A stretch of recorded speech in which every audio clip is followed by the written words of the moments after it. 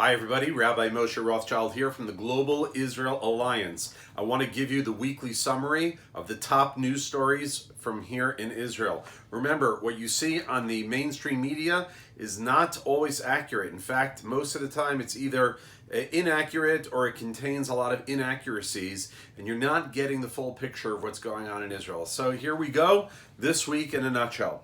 So we started the week on a very, very sad note. The previous week on Thursday, a young 19-year-old Israeli, Uri Ansbacher, was brutally murdered in the forest here in Jerusalem, just on the outskirts of Jerusalem.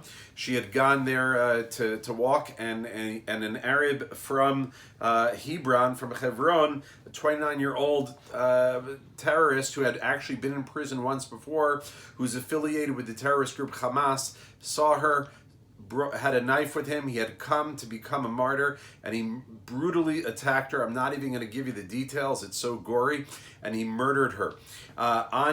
Within 48 hours, the police caught him. And this week, the whole discussion was really about the Ansbacher family, and hundreds and thousands of people showed up at the family to visit with the parents. It was a terrible, terrible story. But the Jewish people, we will always continue. We will always go on. When he was interrogated, here's a quote from him. He said, "I want to be a shaheed," which is a martyr. The second story I want to share with you is sort of in the wake of this. Our Prime Minister Netanyahu wants to begin enforcing a law that was passed in 2018 that says that money that Israel collects on behalf of the Palestinian Authority, we will deduct payments that they make to terrorists. So Israel collects money for the Palestinian Authority, for example, electric bill payments and things like that, and then we transfer about $120 million, I think it's annually or monthly, over to the Palestinian Authority. So we're going to deduct payments that they make to terrorists. The Palestinian Authority has a program, we call it Pay to Slay. This guy who murdered Uri Ansbacher will receive a salary of about $3,500 a month for the rest of his life, even though he's going to sit in jail, but he'll receive a salary. So Netanyahu said, we will enforce this law that we're going to deduct money that we transfer to the Palestinians in order that we are not the ones paying for the violence.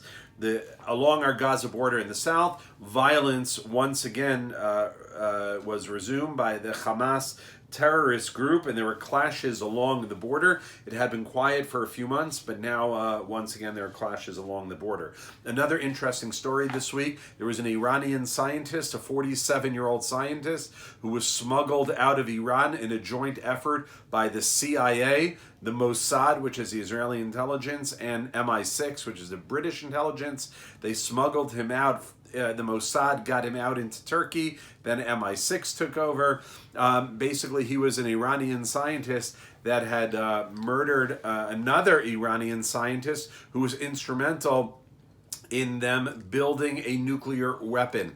So he was helped to get out. Another interesting story in the news this week, that the United Kingdom, England, will begin direct flights from Israel on Virgin Atlantic. Will start to fly direct to Tel Aviv. A couple more stories. Israel confirmed that they are striking targets in Syria. We strike Syria because Iran is trying to get a foothold there, and they want to have a border with Israel. Iran does not have a border with Israel, if you're not familiar with the map, and they want to get a foothold in Syria so they can have a border with Israel in order to launch attacks. So our Prime Minister acknowledged that he has been instructing our Air Force to bomb installations in Syria in order to prevent the Syrians from getting a foothold in Iran. Next story is that the Lebanese Prime Minister, Saeed Hariri, said that his government would allow Hezbollah to keep their weapons. Hezbollah is a terrorist group operating in Lebanon, and Lebanon had committed itself to disarming the terrorist group. The problem is that Hezbollah is essentially controlling the government there. It's a major force in the government, and so it doesn't seem like the Lebanese Prime Minister is going to be able to stop them. He's more of a puppet. So that's Israel's northern border with Hezbollah and Syria. We mentioned before Hamas. The United Nations said that they will They warned a number of companies in Israel that they're going to ban them from doing sales overseas. They will be part of a blacklist of companies in Israel that they're encouraging the world to boycott. And the final story I want to share with you is an interesting story. There's a project in the south, in the Negev, called Prognos 220 MIL. It's an Israeli startup in the Negev, and they've trained dogs to sniff saliva samples to determine that if a person has cancer. The test costs only 400 new Israeli shekels, which is a little more than $100. And if the dog sits still after sniffing the sample, it means that there is cancer present. Research in the United States discovered back in 2011 that dogs can accurately detect advanced stages of colon cancer using breath and stool samples. So this is the next stage where the dogs are being trained through smelling saliva in order to determine if someone has cancer.